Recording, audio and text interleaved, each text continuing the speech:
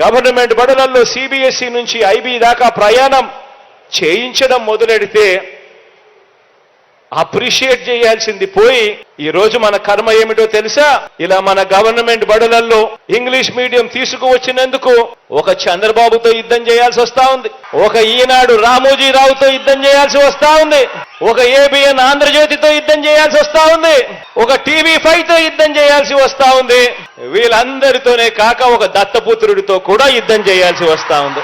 ఆలోచన చేయమని అడుగుతా ఉన్నా. గవర్నమెంట్ బడులు బారాలని ఆరాటపడడం తప్పు, గవర్నమెంట్ బడులలో ఇంగ్లీష్ మీడియం తేవాలని తపన పడడం తప్పు. ఇలా ఆరాటపడినందుకు ఇంత మందితో యుద్ధం చేయాల్సి వస్తా ఉంది. కానీ ఆశ్చర్యం ఏమిటో తెలుసా?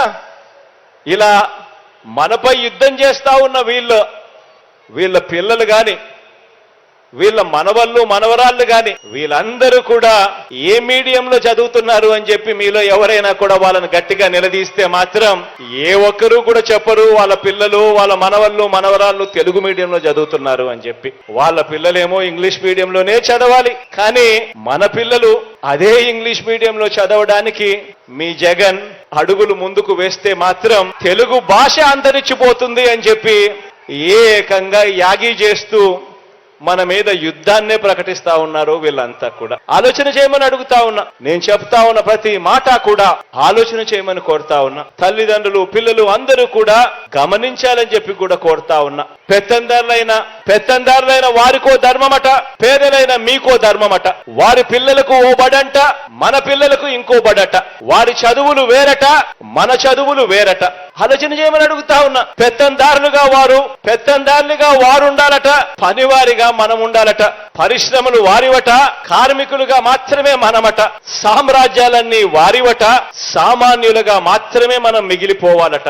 ఆలోచన చేయమని అడుగుతా ఉన్నా. పెత్తందారి మనస్తత్వాలు చూడమని అడుగుతా ఉన్నా. వారి పిల్లల చేతుల్లో ఏమో ట్యాబులు ఉండొచ్చు, స్మార్ట్ ఫోన్లు ఉండొచ్చు, కానీ మీ పిల్లల చేతుల్లో మాత్రం, మన పిల్లల చేతుల్లో మాత్రం మీ జగన్ పిల్లలకు ట్యాబులు ఇస్తే మాత్రం ఆ పిల్లలు ఆ ట్యాబుల్లో ఏమేమో చూస్తూ చెడిపోతున్నారు అని చెప్పి యాగి చేస్తారు. ఆలోచన చేయమని అడుగుతా ఉన్నా.